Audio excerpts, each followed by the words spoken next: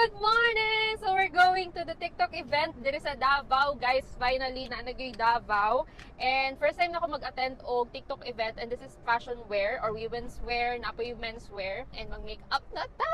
So for our base, I'm just going to use this Hexe. Hexe? Basta yun na yun, tanawin ninyo.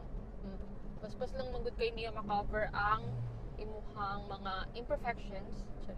So actually excited na ko kay syempre first time, so tanaw na tuon sa mga ganap-ganap dito dyan. Dili gid ba ko gusto mag-adto ko, wala ko'y sabay na taga Jensan as a introvert na medyo extrovert. Makastorya lang jud ko medyo kampante basta na ako'y kaila or something, kay lawon kaayo ko in person.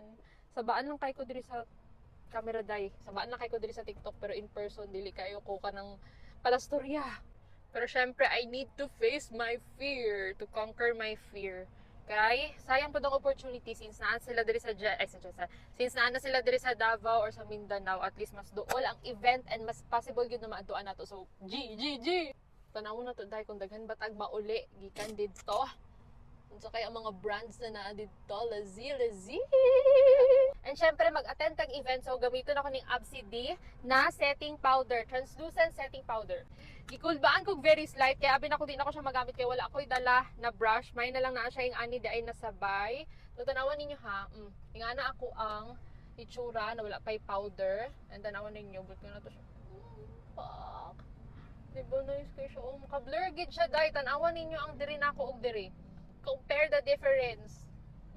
Para mas mag-last gid ang ato ang makeup. And ma-blur niya ang imuhang imuhang pores. Ano siya? So, need lang mo siya i-tap. Sa mga areas na need nimo og longer na kapit sa makeup. Day. Perfect! Nay siya kay maka-blur siya og pores, tapos mas long lasting imong makeup ani kay ma-set gyud niya ang imuhang makeup. Very uptick lang pa jud kayo ni kay na-confirm lang nako siya gabi like around 10 PM.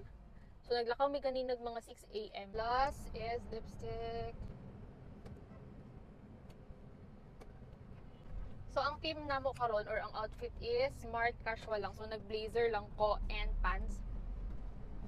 So, malalaman later. Basta mag-mini vlog ko kay para makita ninyo ang experience namo dito. Malay nyo sa next time kamo na pud ang ma-invite, diba? So anyways, thank you so much and see you on my next vlog. See you sa mini vlog nato dito sa event. Bye!